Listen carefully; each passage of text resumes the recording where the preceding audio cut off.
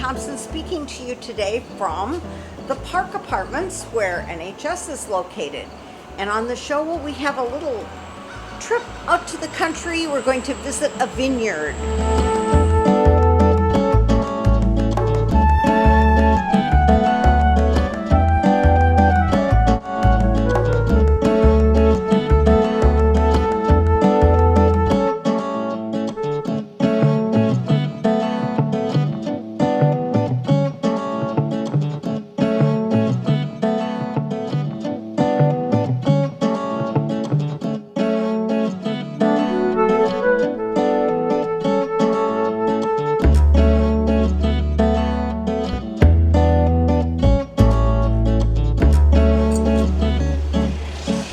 Wild Hills Winery, apple blackcurrant wine. Well, let's find out about where this came from.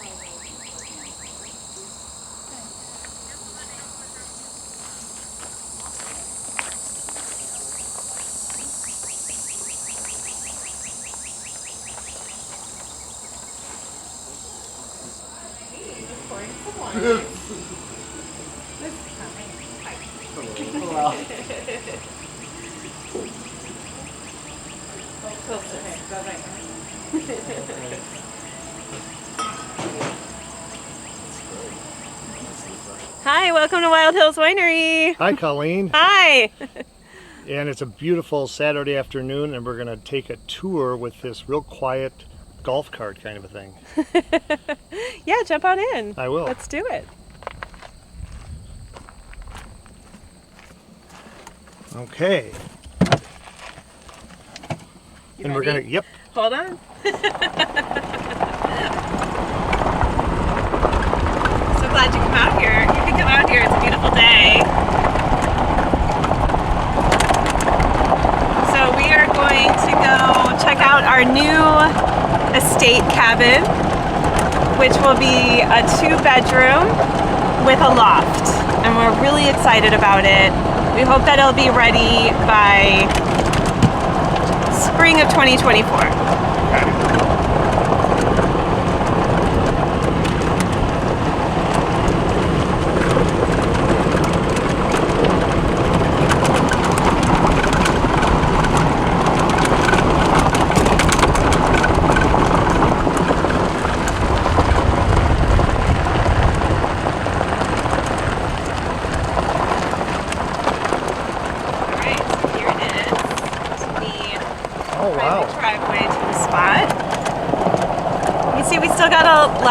do, but we've made incredible progress.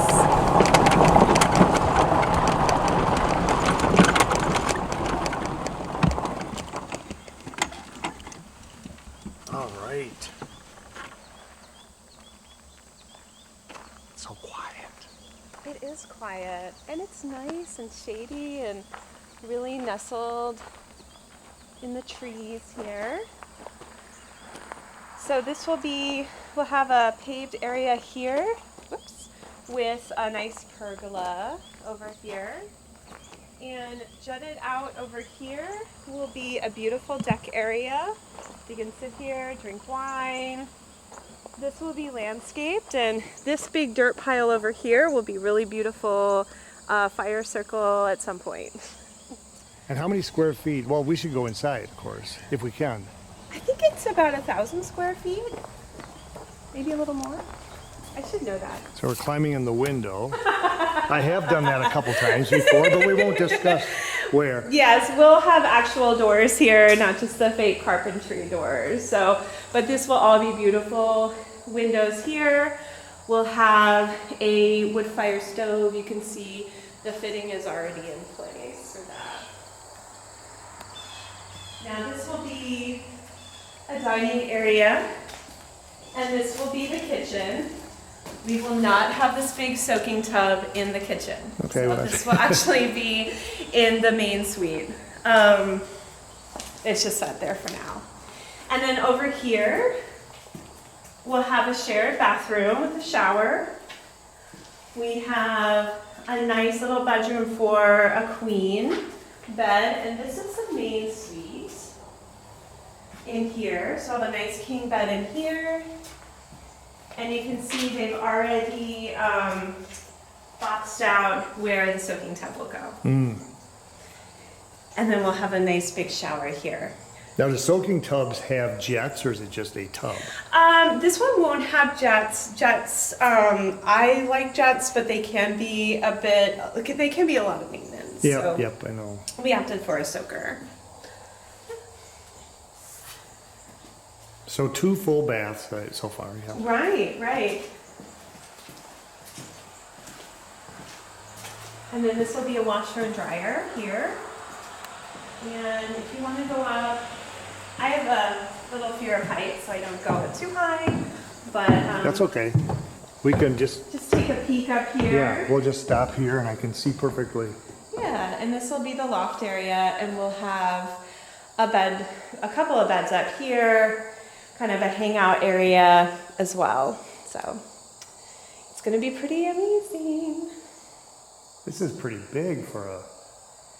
What, are you gonna have a pool table? Or what? Yeah, it is big, but we really wanted to facilitate. We have a lot of groups that come to the area, so we really want to facilitate wedding parties. We're doing weddings here at Wild Hills Winery. We wanted to facilitate bachelorette parties, bachelor parties, family reunions, just having, scheduling a nice girls' trip. We felt if we were going to build on this little lot here, it's either go big or go home. So Yep. we might as well take the space that we have and make something really functional for folks that come to visit the winery. And these are all giant windows? These will all be giant windows, so lots of light, really bringing the outside in. Okay, I don't have my sense of direction right now. Which way is this? Wait, this is a deck, you said. That will be the deck out there. This would be kind of north-ish? I can't tell. Yes. Okay. Yes, north-ish. North-ish. Yeah.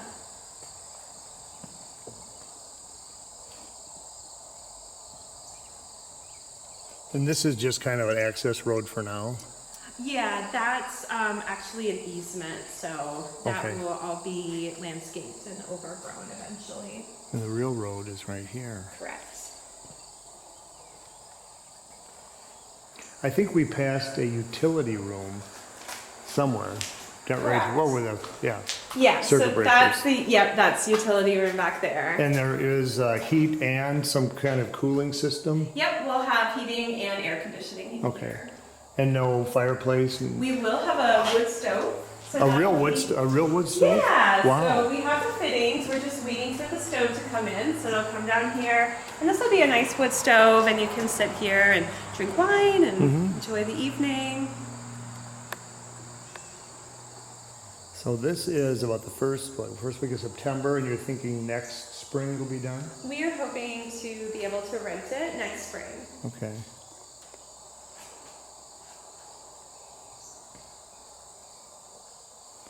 Did I miss the kitchen? Wait a minute. I think Yeah. I did. Maybe you mentioned it and I was too The busy. kitchen will be right in here. Okay, so it's an open concept. Yep, open concept. Like an L shape, Yep, and then there'll be a dining room right here. and then a bar or whatever to sit here to break to Maybe not a bar because it might get a little crowded, but there will be an island. an island. Yeah, Okay. And then a table here. correct.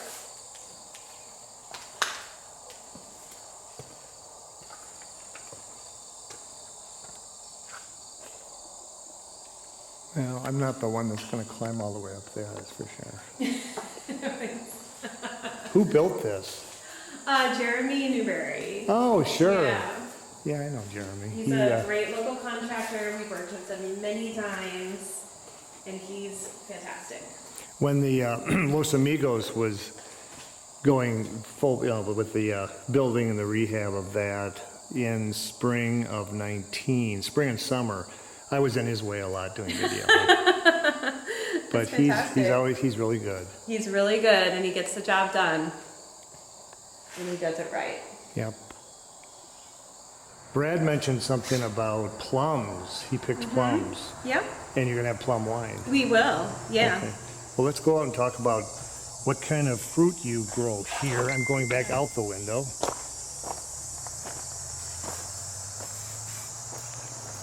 So the entrance will really be, you have to come around this way. Correct. Okay. Yep, and this will be the big deck here, and it'll jut out. And then there'll be a walkway to the fire pit over there. Will this be like a, what do they call it, zero entry or no Yes. steps if you Yes. want it to be? Okay. It will be accessible. Good, that's always good. Very important. Yep. Okay, let's go talk about grapes and plums and wine. Do you want to see our pear orchard? Well, of course. Yes. Pears, that's right, you have pears. Yeah, it's just right over here. And it is really wonderful.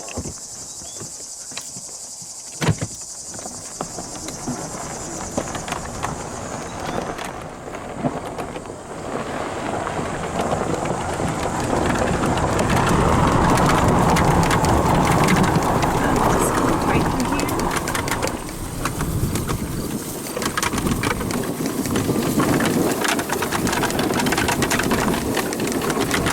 So when you stay with us, as long as people aren't working or it's on harvest time, you'll have access to this beautiful area right here. And this is our pear orchard. And you can see we are getting ready here. Yeah, okay. Yeah, so a lot of these pears here, these are Asian pears. They're round and they're very sweet and they're very crunchy. Like an apple. I heard that. This one's ready to go. Is that okay?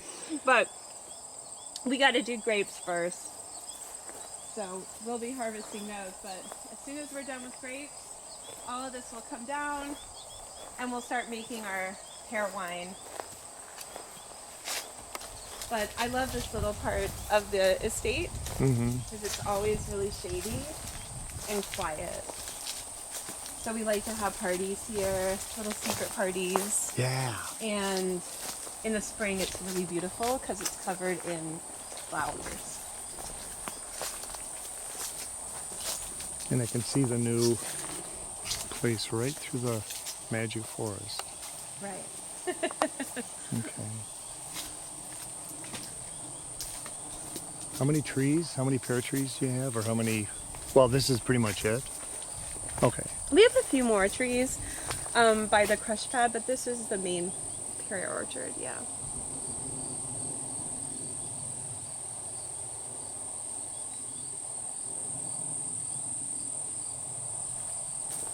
So you have pears, grapes, apples, cherries, Cherries. plums, black currants.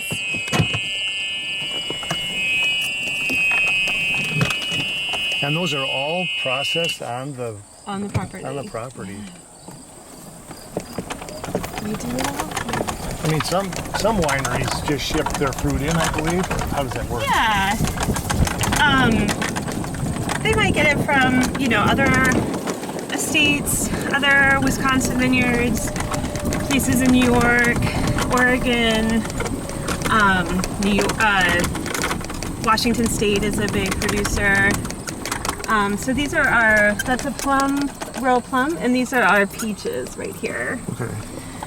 Now I want to show you what's happening over here, because it's really exciting. So these guys, Oh, yeah. these are our petite pearls, and these are the first grapes that we grew or we planted when we bought the property. Which, maybe 5 years ago? No, only this is our 4th season now. Okay. So we bought the property in November 2019. So about 4 years now. And Petite Pearl is really an exciting grape. It's the latest grape to come out of the University of Minnesota.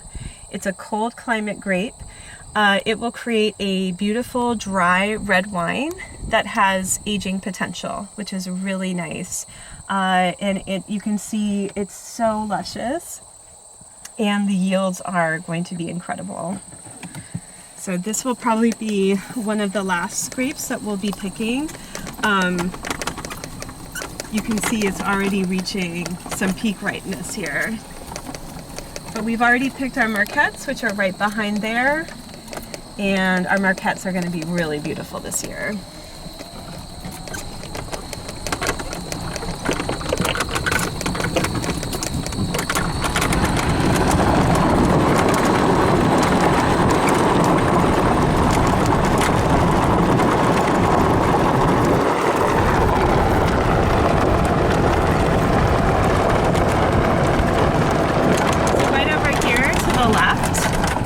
This is our Mary Shell Foch, and this makes our signature wine, Oak Ridge Red. Here you can see some more, they're a little hidden over here. Our Oak Ridge Red, our Wanderlust, and one of our rosés. We'll be picking all of this. This is A field, and over there is B field. We'll be picking all of this next weekend. So, who is we? We, our crew, and whoever Okay. wanders into the vineyard to help us pick. Are people kind of put to work like in the good old days? Like, oh, hi, well, here's some gloves. Yeah. Or whatever.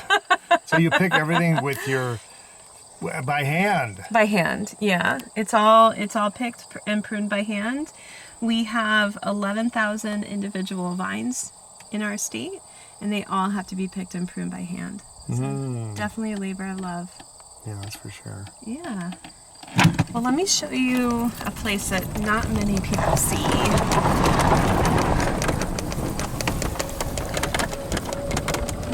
But it's also one of my favorite secret places on the estate.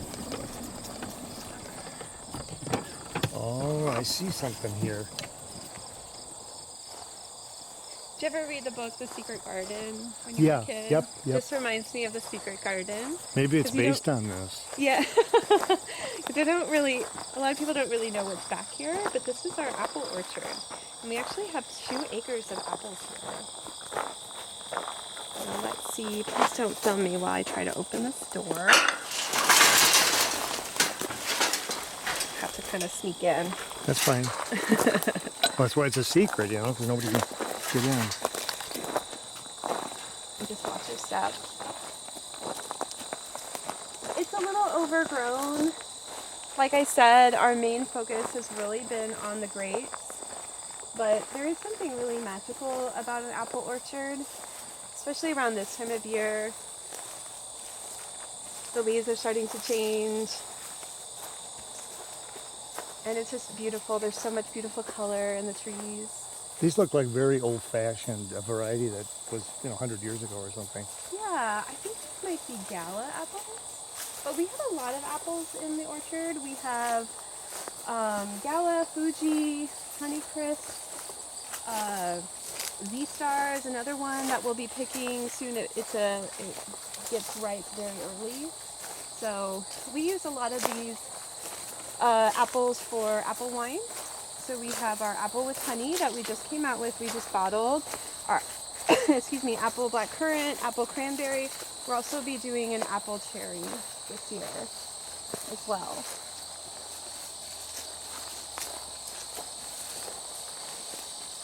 Yeah, this is our little secret apple orchard. Excuse me, are the apples less of a priority this time of year for picking than the other fruits?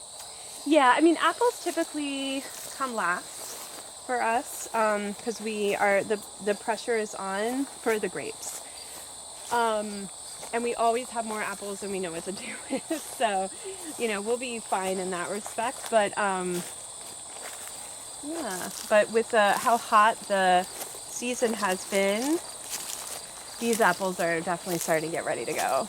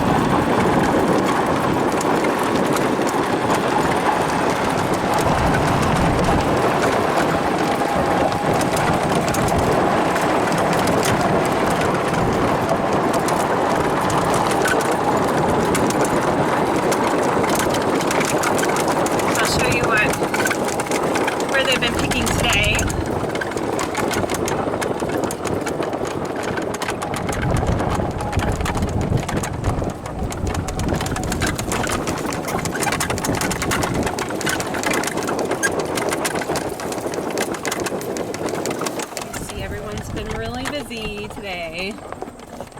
Look at that. There's Wisconsin River right there.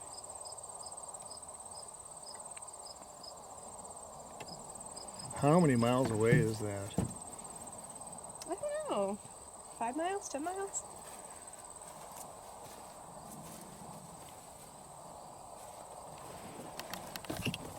So that must be south-ish toward the Wisconsin. Yeah, and I've been told that hill where you see a single tree, that's Frank's Hill. Oh, off to the left? Mm-hmm.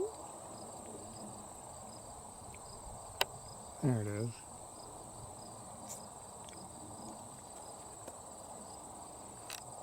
So let's see what the pickers have been doing. Yeah, so we've been working on our Frontenac Gris. Frontenac Gris makes our Driftless Sunset. It's one of our more popular wines that we sell here. It's actually an orange wine, and people will come in and they'll ask, I didn't know that you could make wine out of oranges, but it's actually made with our Frontenac Gris grapes. Frontenac Gris is actually a mutation, so it started out as a Frontenac grape, and within a few years, vineyard owners started noticing this kind of dusky, rosy grape appear in their vineyard, and they're like, what is this? We didn't plant this here. They did a DNA test, and it turns out that the Frontenac had mutated to this rosy, kind of pinkish color. And so that's why they call it Frontenac Gris. It's French for gray, has a kind of dusky rose color. And so what do you do with a grape that is neither a red nor a white? So when you make red wine, you'll crush the grapes and let the juice sit on the skins for a matter of time. Say with our Frontenac, our Marquette, we might let it sit for 2 weeks on the skins.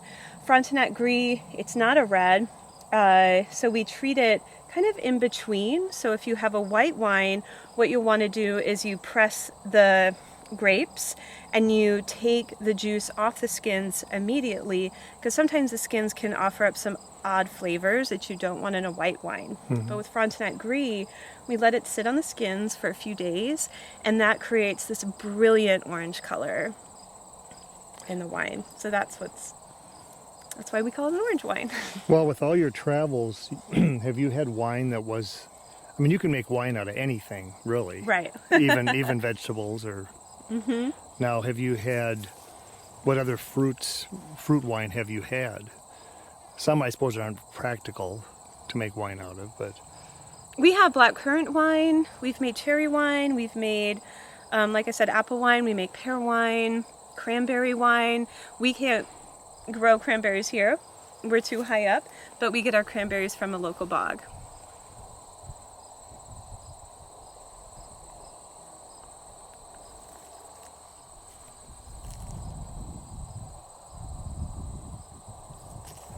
I love the color of the Frontenac Gris. It looks like stained glass in the light.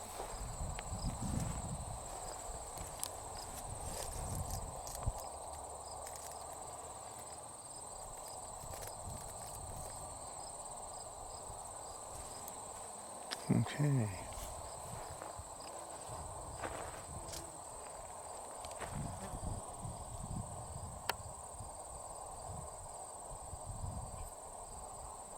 How many miles can those people see that are, those people on the picnic table? Probably 30. Yeah. So where they're standing now is where our future tasting room will be.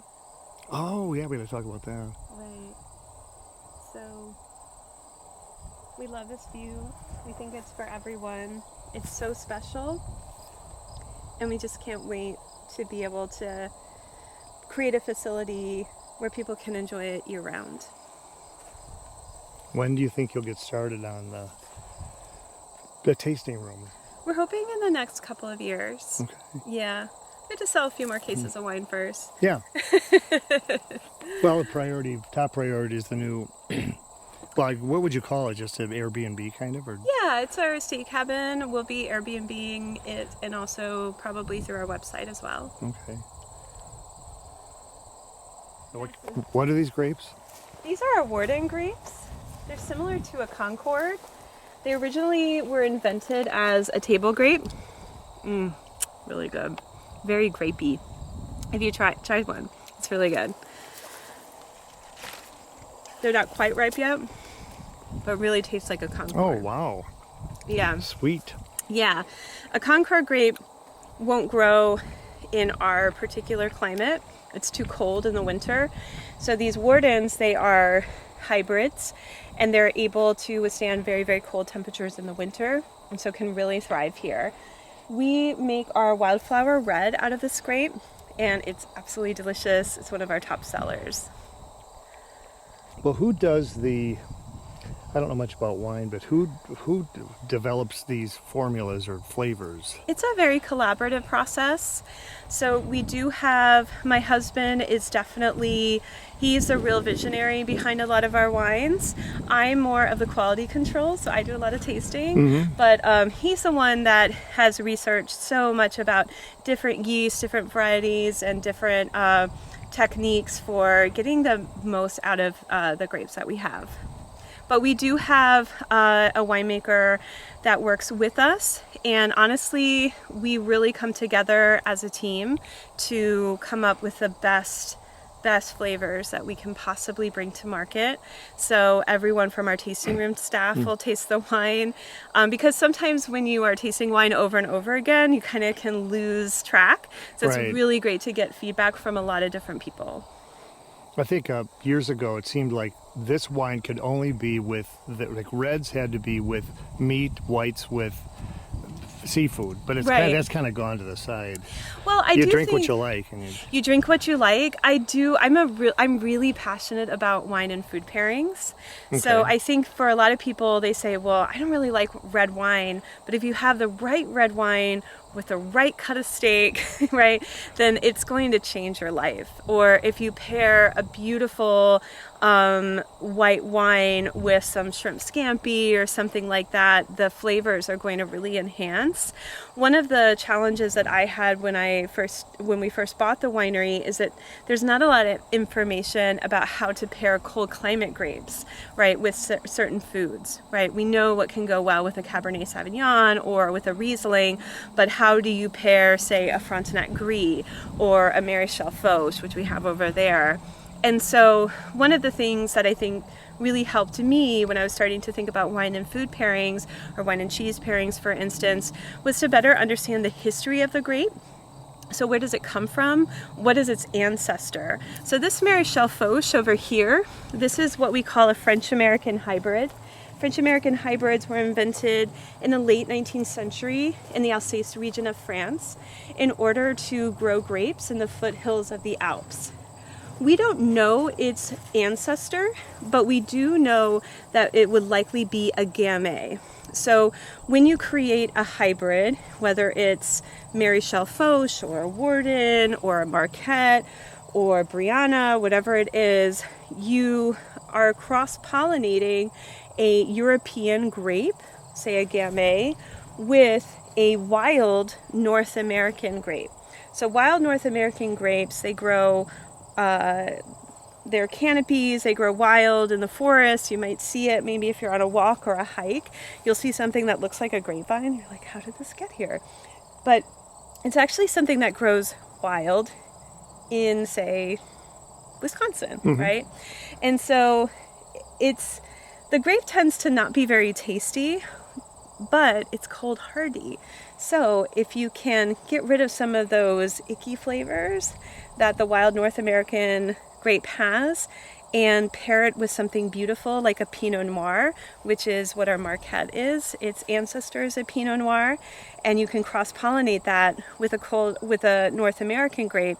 You can create a grape that tastes very similar to a Pinot Noir, but can withstand temperatures as low as -40, sometimes -50 out here. Okay, let's say I walk into a restaurant and I order a filet medium to medium well. Just say medium. What kind of wine would you suggest? Yeah, so I would suggest a dry red wine similar to our Marquette. I would really, with a filet mignon, which might be a little bit more tender, I would probably pair it with our Marquette specifically, because it's a little lighter in body and a little medium to higher acidity. So it's not going to overwhelm the flavors of the steak. I personally feel it'll really pair nicely. With wine, you want to think about like with like. So if you have something that's very meaty and strong, bold flavors, you want the same thing in a wine. So if you have a steak, for instance, that's where you would like to pair your reds. If you're eating something like chicken or shrimp or fish, that would be something you would want to pair with, say, a dry white wine. There are exceptions though. Like I love drinking a nice Marquette, for example, with if I'm cooking salmon and maybe I'm cooking it with mushrooms in a darker red sauce, I might choose a red wine. Now, as far as like dry versus sweet, if you're going to pair a sweet wine, you want to think of pairing it with something a little sweeter or maybe mellower. So for instance, we have our Edelweiss, which is grown just down there, and I like to pair that with mellower cheeses, right? It's a semi-sweet white wine, and it pairs really well with Fontina from Car Valley, and also a beautiful Gouda will go really nicely with it. But if you wanted to do a dessert wine, say with our Wardens that grow over here, this has a really wonderful grapey, jammy flavor. I like to pair it with we have a chocolate from Driftless Chocolates. That's a peanut butter dome. It's so delicious, and it gives it, when you pair the two together, it's kind of like peanut butter and jelly. It's Wow. really nice. Yeah. So thinking about what pairs well together, thinking about like with like. So you have a sweeter wine, pair a sweet wine with a dessert. So dessert wines, do dessert wines have to be sweet? I think that that's the idea, because that dessert wines tend to come after a meal, and so it's kind of like a special treat. Sure. Okay. So here's the site of the future tasting building, whatever. Tasting room, yeah. It's going to be really beautiful. Big windows, very modern, but also very cozy. That'll be the view. magical. I kind of sense that it's going to be kind of a prairie, kind of fit into the hill, into the landscape. Yes, exactly. So, you know, I used to teach at Taliesin at Frank Lloyd Wright School of Architecture. Learned a lot. I was the writing teacher. Didn't know much about architecture at all. But I learned a lot, and I really grew to appreciate Frank Lloyd Wright's aesthetic and how it really came from the scenery of the driftless area, because he is from around here. And this idea that, you know, you don't just take a UFO and like, you know, pop it down Yes. in the middle of the prairie. You work with the land and appreciate it and respect it and bring it into the architecture that you have. One of the things that I learned from working at Taliesin is that Frank Lloyd Wright he would look at a brick and he would say, you know, what does this brick want to be? And I often will taste a wine and I'll think to myself, what does this wine want to be, right? And we really go from there. So not intentionally adding things that we don't need or sweetening it for the sake of sweet or increasing the tannins, but really letting the wine sing for itself. Mm-hmm. Yeah. Well, that all makes sense. It does, but in the wine industry right now, it's kind of similar to the meat industry. I think a lot of people are getting wise to the fact that maybe getting chickens or pigs from a giant industrial warehouse is maybe not going to impart the best flavors or have the best labor practices or so on. And so if you think about where your grapes come from, Yes. they could come from anywhere. And understanding where they come from, who grows it, and the passion that they have for it can make all the difference. So we are having trivia tonight. Oh, Yeah, you're welcome to join us. I'm not very good at it. I love trivia. I have so much trivial information. Well, you're In kind my of mind smart. You're house. kind of smart. So they say. Are we taking this area? Is that what? Hi! How's it going? Hi! No, you still got points. And then, you don't have to use this, but if you want to keep track of your points, use that. Okay, good luck! Thank you. Oh, hey, Jay. Remember when we came up here? Remember when I planted most of the winery? That's right.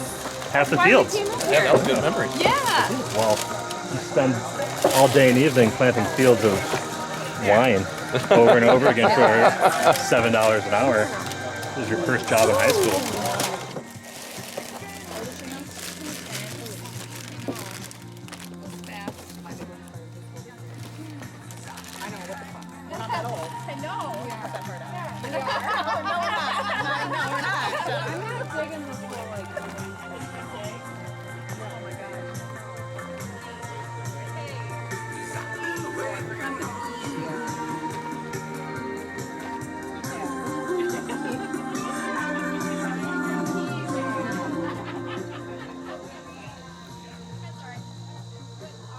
And thank you so much for stopping by. It was so great talking with you and showing you around the place. And I learned a lot. appreciate you. Great. We'll have a good time with trivia Yeah. and beanbag, I guess it is, Sure. and whatever else happens. Whatever else happens. You never know what happens at Wild Hills Winery. It's gonna be wild. Well, good. See you Thanks, next. Colleen. Bye. Well, thank you to Colleen Halverson for that tour of Wild Hills Winery. And we hope you'll come back next week and every week to watch our town.